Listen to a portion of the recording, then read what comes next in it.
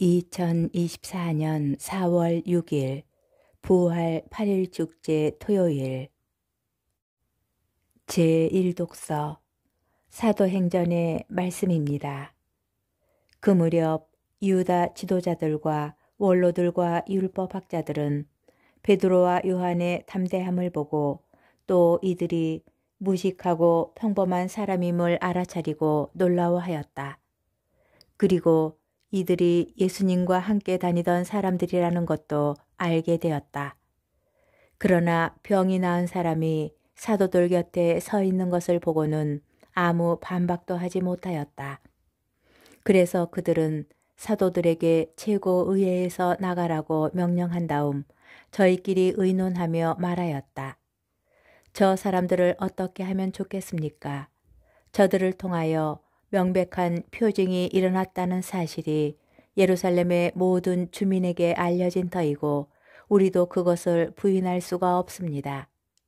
그러니 이 일이 더 이상 백성 가운데로 퍼져나가지 않도록 다시는 아무에게도 그 이름으로 말하지 말라고 엄중히 경고만 합시다. 그리하여 그들은 사도들을 불러 예수님의 이름으로는 절대로 말하지도 말고 가르치지도 말라고 지시하였다. 그러자 베드로와 요한이 그들에게 대답하였다. 하느님의 말씀을 듣는 것보다 여러분의 말을 듣는 것이 하느님 앞에 옳은 일인지 여러분 스스로 판단하십시오. 우리로서는 보고 들은 것을 말하지 않을 수 없습니다. 그들은 백성 때문에 그들을 처벌할 방도를 찾지 못하고 거듭 위협만 하고 풀어주었다. 그 일로 백성이 모두 하느님을 찬양하고 있었던 것이다. 주님의 말씀입니다. 복음, 마르코 복음 16장 9절에서 15절의 말씀입니다.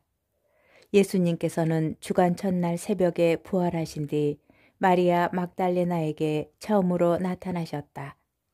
그는 예수님께서 7 마귀를 쫓아주신 여자였다. 그 여자는 예수님과 함께 지냈던 이들이 슬퍼하고 울고 있는 곳으로 가서 그들에게 이 소식을 전하였다. 그러나 그들은 예수님께서 살아계시며 그 여자에게 나타나셨다는 말을 듣고도 믿지 않았다. 그 뒤 그들 가운데 2 사람이 걸어서 시골로 가고 있을 때 예수님께서 다른 모습으로 그들에게 나타나셨다. 그래서 그들이 돌아가 다른 제자들에게 알렸지만 제자들은 그들의 말도 믿지 않았다. 마침내 11 제자가 식탁에 앉아 있을 때에 예수님께서 나타나셨다. 그리고 그들의 불신과 완고한 마음을 꾸짖으셨다. 되살아난 당신을 본 이들의 말을 그들이 믿지 않았기 때문이다. 예수님께서는 이어서 그들에게 이르셨다. 너희는 온 세상에 가서 모든 피조물에게 복음을 선포하여라. 주님의 말씀입니다. 오늘의 묵상. 부활 8일 축제가 거의 마무리되어 가는 토요일 복음은 지금까지 봉독된 내용, 곧 부활하신 예수님께서 어떻게 나타나셨는지를 묘사한 내용을 종합하고 있습니다.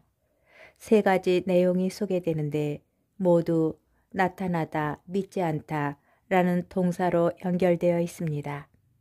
예수님께서는 처음 마리아 막달라나에게 나타나지만 사람은 이를 믿지 않습니다. 그 뒤 시골로 가던 2 사람에게 나타나시지만 다른 제자들은 믿지 않습니다. 마침내 11 제자가 있는 곳에 예수님께서 몸소 나타나시어 그들의 불신과 완고한 마음을 꾸짖으십니다.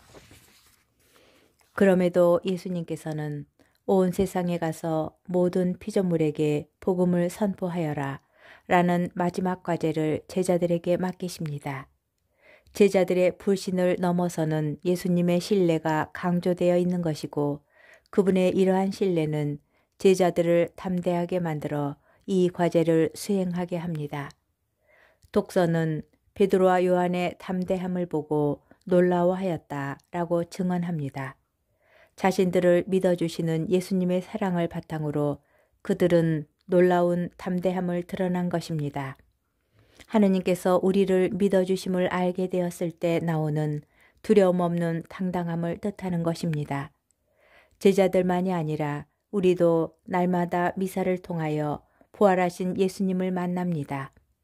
그러나 신자인 우리가 과연 불신과 완고함에서 온전히 자유로운지 질문하여 봅니다.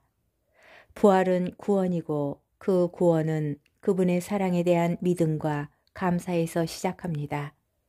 사랑을 확인하였을 때 비로소 우리는 완고한 마음에서 풀려날 수 있고 그 믿음은 우리를 파레시아 담대함으로 인도합니다. 그 어떤 것도 장애가 되지 않는 견고하고 담대한 자유로 우리를 이끄는 것입니다.